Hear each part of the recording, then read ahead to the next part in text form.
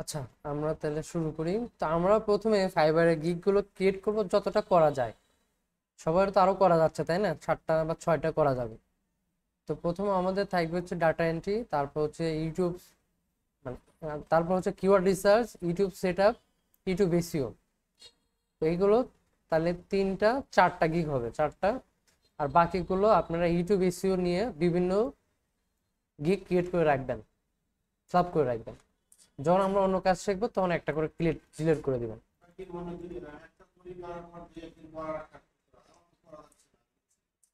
আচ্ছা, না নিলে পরের দিন করবেন। আপনাদের 4টা গিগ তৈরি করা হয়েছে, তাই না? আরো যদি তৈরি করা যায় তাহলে তৈরি করতে থাকবেন। কি কিওয়ার্ড রিসার্চ, তারপর ইউটিউব এসইও, দরকার পড়লে ইউটিউব এসইওরই দুইটা গিগ ক্রিয়েট করবেন, আলাদা আলাদা নামে, আলাদা আলাদা টাইটেলে।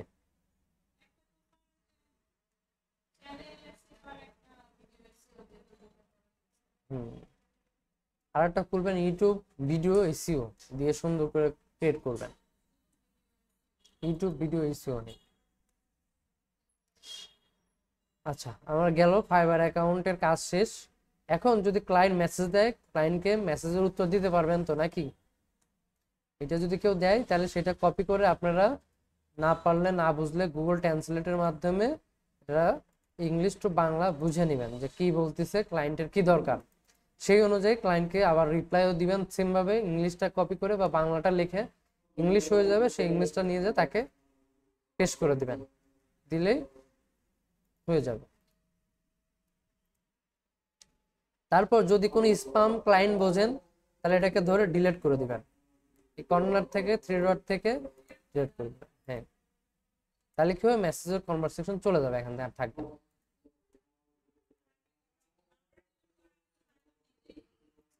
হ্যাঁ, তাতে কোনো সমস্যা না। বাট যারা মনে করবেন ডিলিট করার দরকার নেই, যাদের সাথে প্রবলেম হবে তাদেরকে ডিলিট করে দিবেন, এই আর।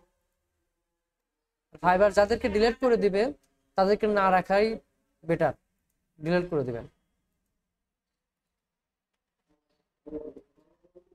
এই হচ্ছে আমাদের একটা পয়েন্ট। আর একটা হচ্ছে আমাদের ড্যাশবোর্ড থেকে আমরা যে মাই বিজনেস, যদি কখনো অর্ডার দেয় আমরা নোটিফিকেশন পাবো, মেসেজ আসতে পারে।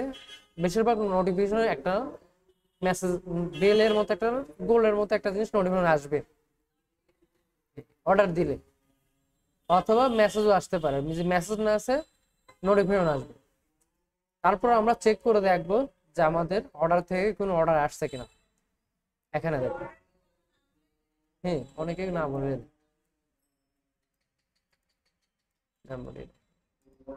অর্ডার দিলে মেসেজ আসার সম্ভাবনা বেশি থাকে যে অর্ডার আসছে, আপনার টাইমটা শুরু হয়ে গেছে, আপনার কাজ স্টার্ট করেন, এরকম ধরনের মেসেজ আসে। যদি না আসে তাহলে আপনারা এই মাই বিজনেস থেকে অর্ডারে চেক করে নেবেন যে কেউ অর্ডার দিছে কিনা। সেই অর্ডারের উপর ক্লিক করলে তার বিবরণী, কতদিন পর্যন্ত অর্ডারটা চলবে, কোন সময় শেষ হয়ে যাবে, সব লেখা থাকে, ইনফরমেশন দেওয়া থাকে।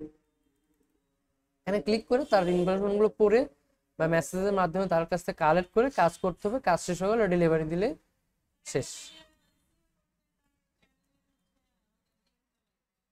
হ্যাঁ, যখন আমরা কোশ্চেন অ্যাড করে দিছিলাম, যে আপনার ইউটিউব চ্যানেলের নেম দরকার, লিঙ্ক দরকার, উনি ওইভাবে বসাই দিবেন, না বসালে উনিও দিয়ে দিবে।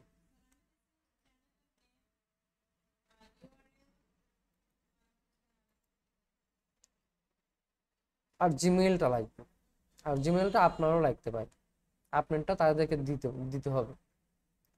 আচ্ছা, এটা আমরা পরে এক সময় দেখবো না। তা আমরা প্রথমে মাই বিজনেস থেকে অর্ডার চেক করব। আর সব সময় গিগটাকে চেক করতে হবে, মাঝে মাঝে অ্যানালাইজ করতে হবে গিগ নিয়ে।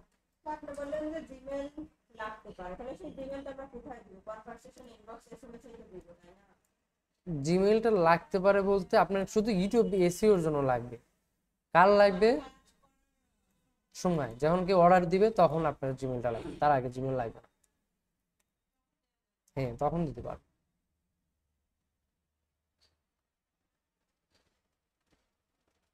আর ওই জায়গায় যদি আমি জিমেলটা অ্যাড করে দিই তাহলে তো অর্ডার দেওয়ার আগেই তো মানে জিমেলটা লাগবে। না, আমার জিমেইল দেওয়ার কোনো অপশন নাই। আপনার কোনো ইনফরমেশন আপনি তো দিয়ে রাখছেন, জিমেল কানেক্ট করছেন না, ফাইবারের অ্যাকাউন্টে জিমেল কানেক্ট করা আছে, ভেরিফাই করছেন না, 100% কেমনে করছেন আপনি? জিমেল ছাড়াই কি করছেন? ফাইবারের কাছে সব আছে, আপনি যা যা দিচ্ছেন সব ইনফরমেশন তার কাছেও আছে।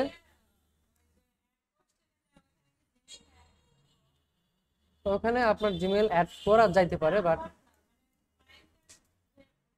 হ্যাঁ ইন্টারনেট আর এসিও করার সময় ক্লায়েন্টের মেইল লাগে না, আপনার মেইল লাগবে তার। না, আপনি যদি ক্লায়েন্ট হন, আপনি যদি এসিও করার জন্য কাউকে দায়িত্ব দেন, তাহলে কার মেইল লাগবে? ক্লায়েন্টের কি মেইল লাগবে না আপনার মেইলটা লাগবে? ক্লায়েন্টের, আপনারটাই ক্লায়েন্টকে দিতে হবে।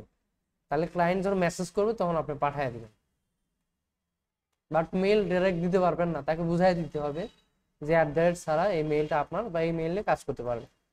বাট হুটহাট মেইল পাঠালে কিন্তু আপনার অ্যাকাউন্ট সাসপেন্ড হয়ে যাবে। বুঝা গেছে? মেইল দেওয়া যাবে না, মেইল অনলাইনে দেওয়া আছে, হ্যাঁ ইউজার নেম দেওয়া যাবে বাদে। হুম। অর্থাৎ আপনাকে আমরা বুঝাইতে হবে যে এটা মেইল না, বাট উনি বুঝবে মেইল। সেভাবে যদি বুঝাইতে পারেন তাহলে অফলাইনেও ক্লায়েন্ট নিয়ে আসতে পারবেন। এটা আমরা দেখবো, সামনে দেখবো কিভাবে অফলাইন আনা যায়, কৌশল আছে সেগুলো আমরা অবলম্বন করবো। তো আমাদের প্রথমে চেক করতে হবে অর্ডার আসছে কিনা, দ্বিতীয়ত গিগ অ্যানালাইজ করতে হবে আমার 30 দিনে ইমপ্রেশন কেমন হচ্ছে।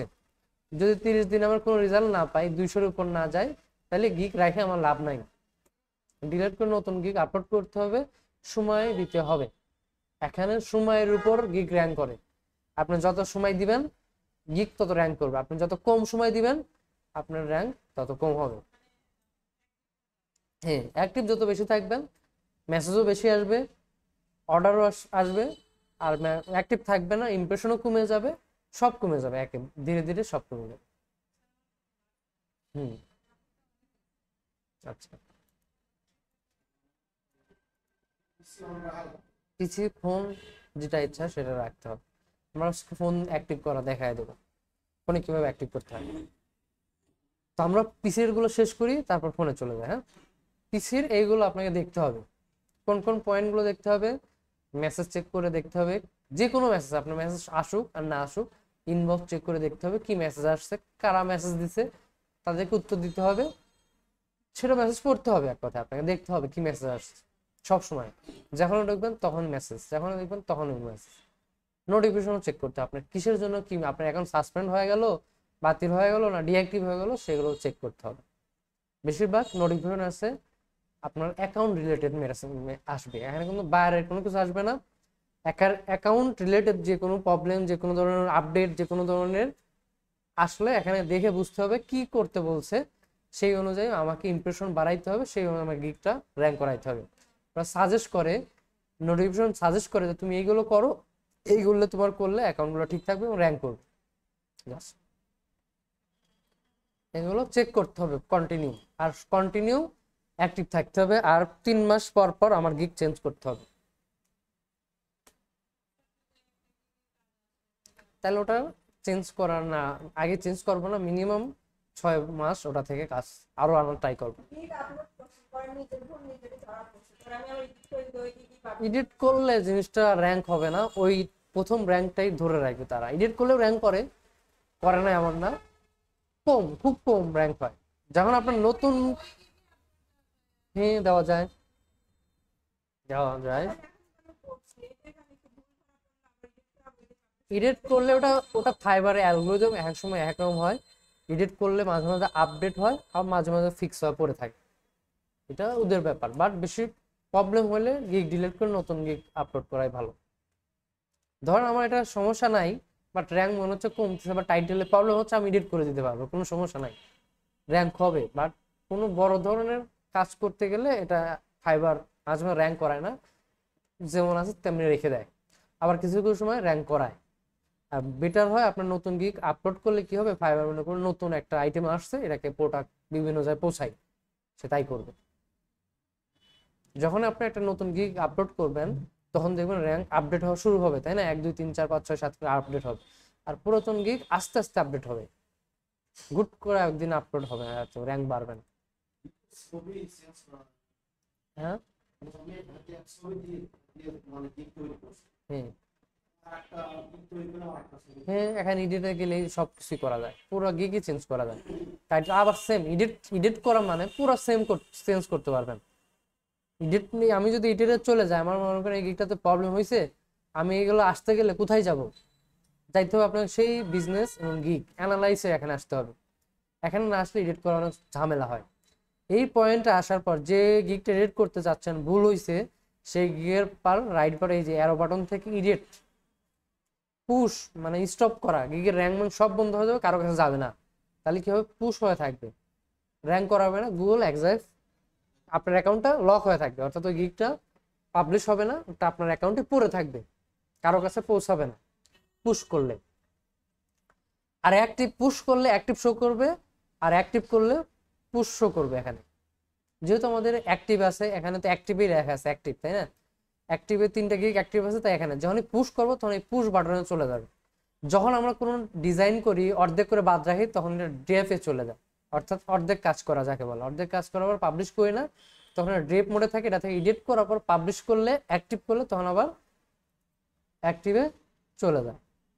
পেন্ডিং অ্যাপ্রুভাল, ফাইবার কোনো কারণে রিজেক্ট করলে ওই গিগটা যদি পেন্ডিংয়ে থাকে তাহলে পেন্ডিংয়ে শো করায়। রিকোয়ারমেন্টে যদি কোনো রকম গোল্ডবল থাকে তাহলে রিকোয়ারমেন্টে শো করায়। বেশিরভাগ ডিপসে থাকে, পুশে থাকে, আর হচ্ছে অ্যাক্টিভে বেশি কাজ। আমরা যখন যে কোনো কিছু এডিট করতে পারবো, ভিডিওতে গেলে আমার প্রথম থেকে নিয়ে আসবে, টাইটেল চেঞ্জ করা যাবে, এগুলো সব কেটে দিলেও আবার নতুন করেও দিতে পারবেন, কোনো সমস্যা নেই। প্রাইস সেকশনে গেলেও প্রাইসও চেঞ্জ করতে পারবেন, ডিসক্রিপশনও চেঞ্জ করতে পারবেন, রিকোয়ারমেন্টও চেঞ্জ করতে পারবেন, তারপর যে অডিয়েন্স এগুলোও চেঞ্জ করতে পারবেন। আবার গ্যালারিতে মধ্যে ছবি ডিলিট করে নতুন ছবিও অ্যাড করতে পারবেন এখান থেকে, তাতেও কোনো সমস্যা নাই। বুঝা গেছে? এখান থেকে যা ডিলিট বাটনে ক্লিক করে আবার নতুন আরেকটা দেওয়া যাবে, অথবা এটা ডিলিট করে আবার নতুন একটা দিতে পারবেন। পাবলিশ করে দিলে, পাবলিশ তো করতে হবে, সেভ দিয়ে আবার সেভ দিয়ে পাবলিশ করতে হবে। সেভ দিলে পাবলিশ হয়ে যাবে, তখন আপনার প্রোফাইলে আবার দেখতে পারবেন ওই গিগটা আবার নতুন ছবিতে চলে আসছে। আর আপনাদের গিগগুলো ট্রাই করবেন এরকম মেজারমেন্ট থাকে যেন কাটে না যায়, খেয়াল করে আপলোড করবেন। হ্যাঁ, দেখেন এই গিগগুলোর একটারও কার্ভ নাই, সুন্দর মতো ঠিক মতো আছে, তাই না? ডিজাইনগুলো এই টাইপের করবেন, দুই পাশে ফাঁকা রাখবেন। এই বডি কাটুক তাতে কোনো সমস্যা নাই, বাট লেখা, চোখ, মুখ যদি কাটে যায় তাহলে সমস্যা। বডি এখান থেকে যদি কেটেও যায় তাতেও আমার কোনো সমস্যা নাই, বাট এইটাকে ফোকাস করতে হবে লেখা। বাট চোখ যদি কেটে যায় তাহলে কিন্তু সমস্যা, যদি এইটুকু শো করে তাহলে খারাপ দেখা যাবে না। ঘাড় পর্যন্ত কাটলেও কোনো সমস্যা নেই।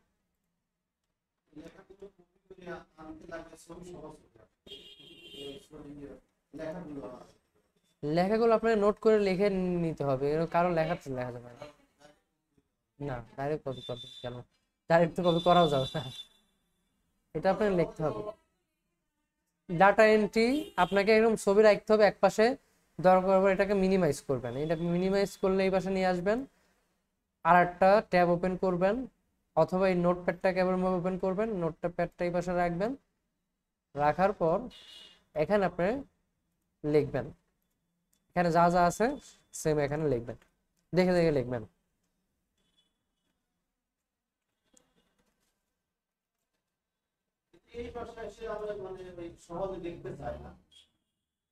দুইটা কনভার্ট করতে হবে, দুইটা বানাইতে হবে, আপনাকে এটা মিনিমাইজ করতে হবে, নাহলে তো আসবে না।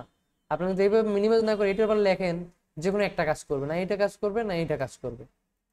আপনাকে কি করতে হবে? মিনিমাইজ করে এখান থেকে অর্ধেক বানায় নিতে হবে, যে এই বাটনগুলো ধরে টানলে বড় হয়, বানালে ছোট হয়, ছোট বানায় আর একটা এখানে ওপেন করবেন, আর একটা ওপেন হবে, এটাকেও অর্ধেক করে নিতে হবে। এটাও যদি ফুল স্ক্রিনে থাকে তাহলে তো কাজ করতে পারবেন না, এটাকে মিনিমাইজ করবেন, এই বাটনে ক্লিক করলে মিনিমাইজ হয়ে যাবে।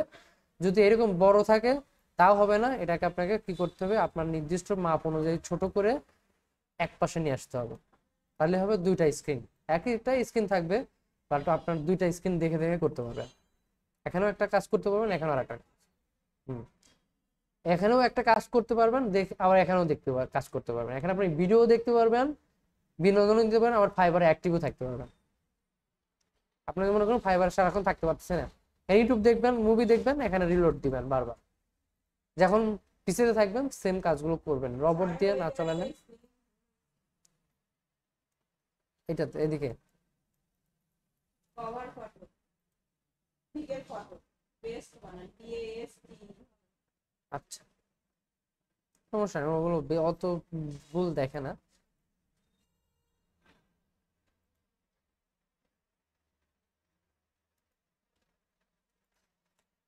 এই ছোটখাটো মানে ভুলের জন্য আপনি এডিট করবেন না কোনো সময়, বোঝা গেছে? ছোটখাটো এডিট দেখার জন্য কখনো এডিট করতে যাবেন না। তো মনে হচ্ছে ভুল হয়েছে, আমি যাবি এডিট করি, এডিট করলে র্যাঙ্ক কম হয়, বাড়ে না, খুব কম। এডিট করেন না, আপনার চাইলে নতুন একটা গিগ আপলোড করেন, এটা 3 মাস দেখেন, ট্রায়াল দেখেন কি হচ্ছে, তারপর এটার হাত দিবেন, আগে হাত দেওয়ার দরকার নাই। হ্যাঁ, 3 মাস পর আপনি হাত দিয়ে এডিট করেন, তারপর আরো 1 মাস ওয়েট করেন, তারপর ডিলিট করেন। আগেই ডিলিটও করার দরকার নেই, এডিটও করার দরকার নেই। আপনি 3 মাস দেখেন র্যাঙ্ক হচ্ছে কিনা, তারপর এডিট করেন, এডিট করার পরও র্যাঙ্ক হচ্ছে না, তখন ডিলিট করে দেবেন, ইমপ্রেশন বাড়াবে। অর্ডার মেসেজ আসবে, অর্ডার আসবে।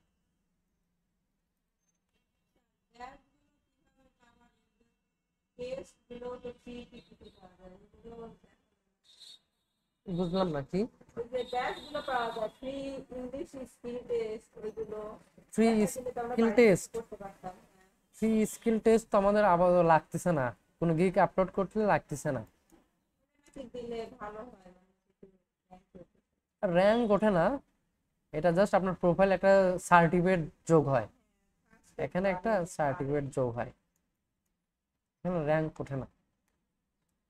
আপনারা চাইলে এইটা অ্যাড করতে পারেন, এই যে লার্ন মোর। দেখাই দেওয়ার আচ্ছা, আমি দেখাই দিচ্ছি। ইনরোল নাওতে এখানে ক্লিক করবেন আপনারা। হ্যাঁ, ইনরোল নাওতে ক্লিক করলে এখানে একটা অনলাইন কোর্স আছে, ফ্রি কোর্স। নিচের দিকে যাবেন, নিচের দিকে ব্রাউজ করবেন, C view all courses click করবেন, দেখবেন নিচে একদমই $0 একটা কোর্স আছে।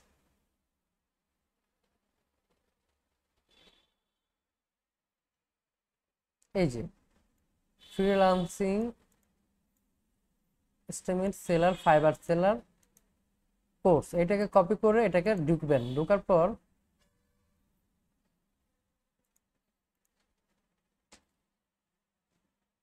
কপি করে আরেক জায়গায় ঢুকতে হবে। না, আপাতত এখানেই ঢুকবে, অথবা নতুন একটা অটোমেটিক ঢুকবে, আপনার এই নামটা কপি করে রাখবেন। কেন করবেন একটু পরে বলতেছি। এই প্রশ্ন উত্তরগুলো আপনারা তো জানেন না, তাই না? এর জন্য আমরা ওটা টাইটেলটা কপি করলাম।